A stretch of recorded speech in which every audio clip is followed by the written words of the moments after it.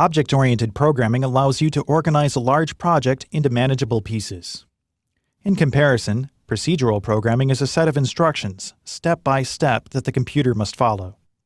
A procedural program can consist of a series of conditions and function calls for logic, but the end result is very linear. There is nothing intrinsically wrong with procedural programming, and for small projects it can be an appropriate practice. The problem comes when you scale up. You may find yourself defining arrays with long descriptive keys, or passing large numbers of global variables between scripts, or searching for a non-fatal bug across a dozen scripts with thousands of lines of code with little indication of which component is at fault. With that in mind, object-oriented programming introduces structure and principles aimed at mitigating procedural scaling and maintainability issues.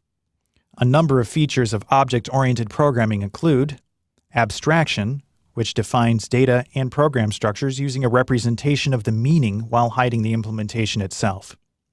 This allows for the use of human-readable terminology to be used as part of the software solution. Encapsulation, which exposes functionality while restricting access to low-level components and data.